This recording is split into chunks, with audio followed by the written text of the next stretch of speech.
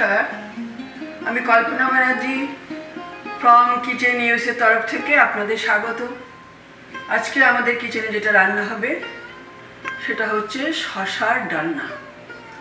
এটা আমি দেখেছি আমার শাশুড়ি শশা দিয়ে অনেক রকমের রান্না করতেন, তাই আমিও ওনাকে স্মরণ করেই আজকে শশার ডালনা করলাম। এর আগে দেখিয়েছিলাম শশার শুক্তো, শুধু শশা দিয়ে শুক্তো, শশার ডালও দেখিয়েছিলাম, আর আজকে দেখাচ্ছি শশার ডালনা।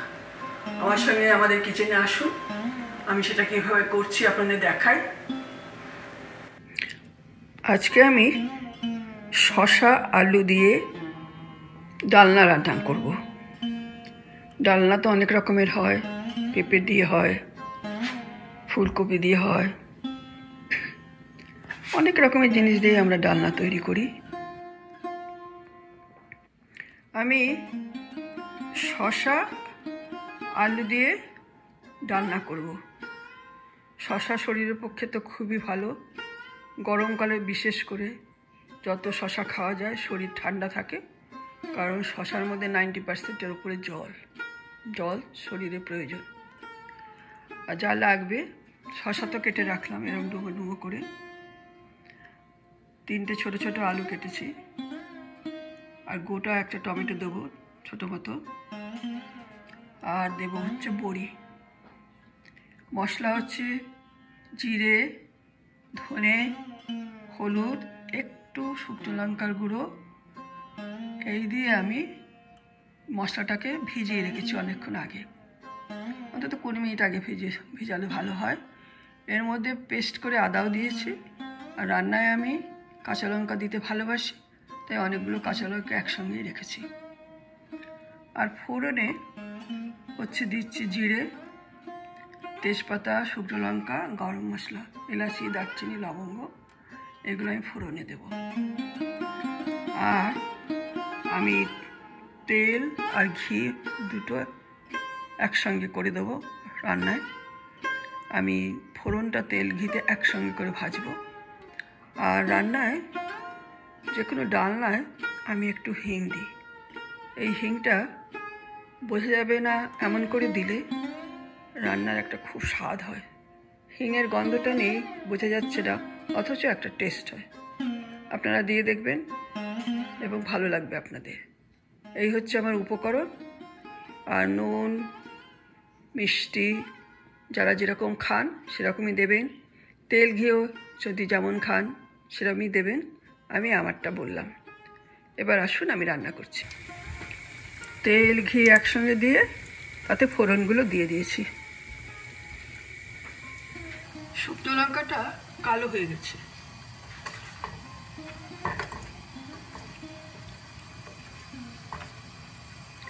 এখন আমি বড়িটা ভাজতে দেবো।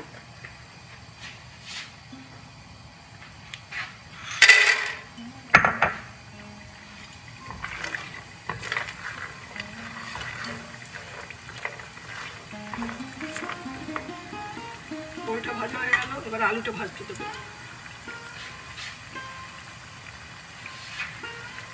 এই রান্নাটা খুব সহজ এবং কোনো কিছুই তুলতে হবে না, একবারে একসঙ্গে সব হয়ে যাবে পরপর পরপর।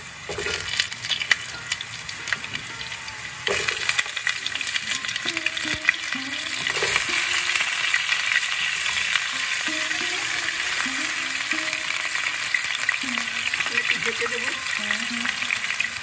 ফ্রাই প্যানে 1 টেবিল টিস্পুন সল্ট দিয়ে দিলাম, তাহলে তেলটা ফুটবে না, ছিটে ছিটে আসবে না। ঢাকা দিয়ে দিই।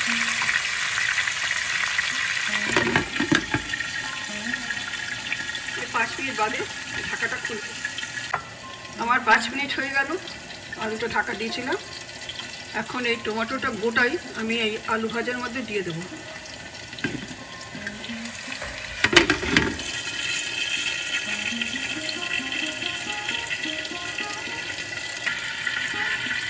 আলুটা ভাজা হয়ে যাচ্ছে।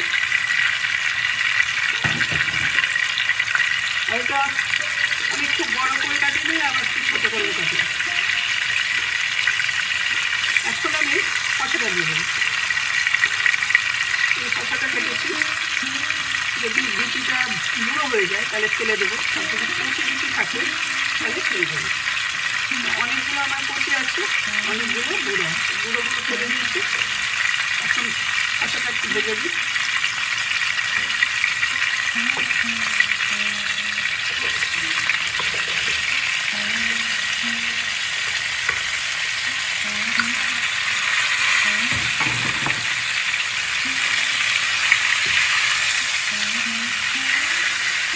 আবার আমি একটু ঢেকে দেবো।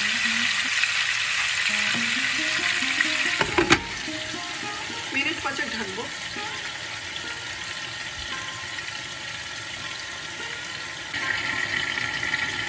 শসাটা এখন আমি খুলছি ঢাকাটা।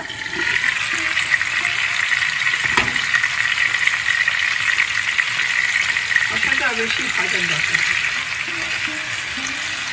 এখন আমি সমস্ত মশলাগুলো দেব।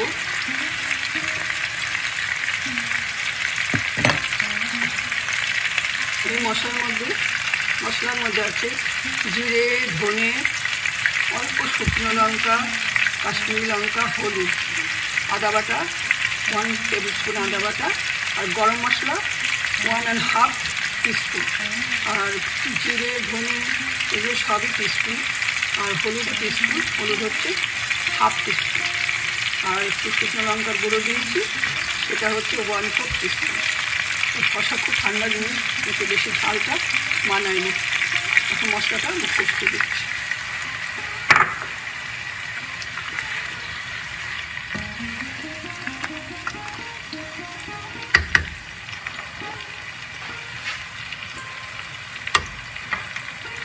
ঢাকা দিয়ে দিচ্ছি, মশলাটা কষুক।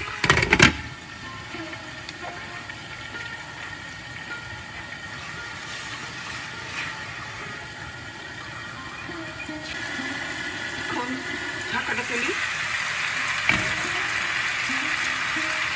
মশলাটা ভাজা হয়ে গেছে, একটু জল দিয়ে ভালো করে ভাজা, যাতে মশলাগুলো পুড়ে না যায়।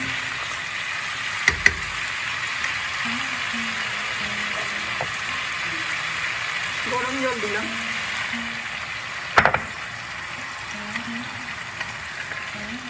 এখনো টমেটোটা পেস্ট করিনি, থাক পরে করবো। আলুটা ভালো করে সেদ্ধ হোক, তারপরে টমেটো পেস্ট।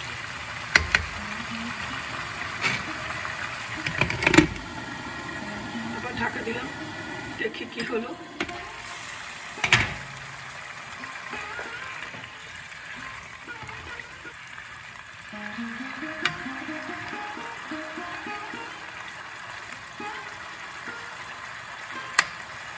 আলুটা আরও সেদ্ধ হবে।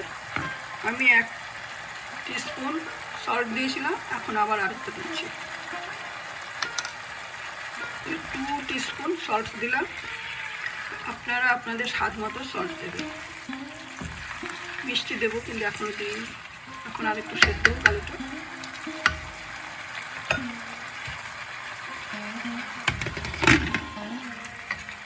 দেখি আলুটা সেদ্ধ হলো কিনা। হয়ে গেছে, তাহলে আমি এটা ম্যাশ করে দিচ্ছি টমেটোটা।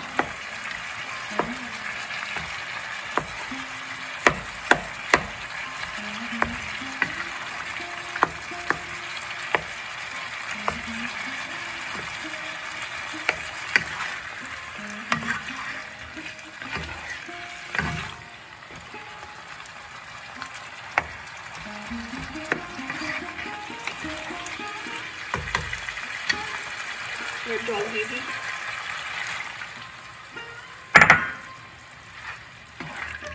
আর একটু জল দেবো, এখন একটু জল দিয়ে আগে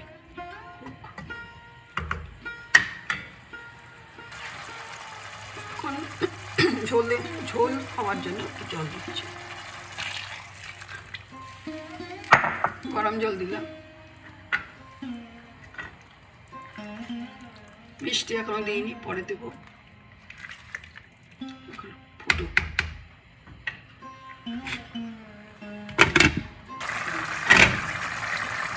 এখন সল্ট দিয়ে দিচ্ছে।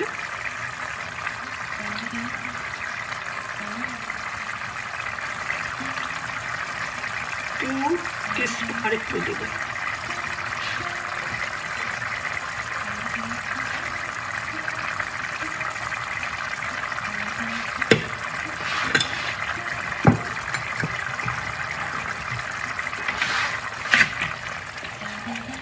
যেহেতু ডাল না, একটু ঝোল থাকবে। আলু শসা আমার সেদ্ধ হয়ে গেছে, আর একটু ঢাকা দিয়ে মিষ্টিটা দিলাম। 2 মিনিট পরে আমি নামিয়ে দিলাম। খুব কম ঘি দিলাম।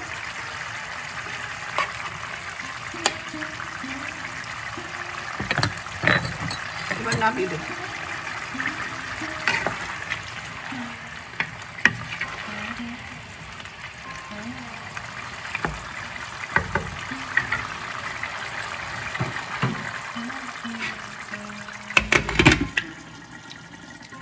একটু পরে দেখাবো। আমার হয়ে গেছে শসার ডালনা। শসা, আলু, বড়ি, টমেটো দিয়ে ডালনা। আপনারা করে খাবেন, আপনাদের ভালো লাগবে। গরমকালে তো খুবই ভালো লাগবে। আর শসার একটা গন্ধ আছে তো, সেটা আরো ভালো লাগে খেতে। কেমন লাগলো জানাবেন। এই শসা দিয়ে নানা রকমের রান্না, শসা দিয়ে ডাল, শসা দিয়ে ঘন্ট, শসা দিয়ে শুক্তো, শসা দিয়ে ডালনা, এসবই আমার শাশুড়ি মা খুব করতেন, ওনার কাছ থেকে শেখা। তাই আপনাদের জন্য বানালাম। কেমন লাগলো জানাবেন। যদি ভালো লাগে লাইক করবেন, সাবস্ক্রাইব করবেন, কমেন্ট করবেন, বেল বাটনটা ক্লিক করবেন। তাহলে আমাদের সব কিছুই আপনাদের কাছে চলে যাবে। এগুলো সব পুরনো দিনের রান্না, আপনারা সবই জানেন। আবার একটু জানালাম, কারণ তাহলে আমার শাশুড়ি মাকে একটু স্মরণ করা হলো। ভালো থাকবেন, সুস্থ থাকবেন। আমার রান্নাটা হয়ে গেল। আমাদের রান্নাটা ভালো লাগলে, যদি মনে হয় ভালো লেগেছে, তাহলে আপনারা শেয়ার করবেন, কমেন্ট করবেন, সাবস্ক্রাইব করবেন, বেল বাটনটা অবশ্যই ক্লিক করবেন। আমাদের সঙ্গে থাকবেন। অনেক ভালো থাকবেন, সুস্থ থাকবেন, আনন্দে থাকবেন।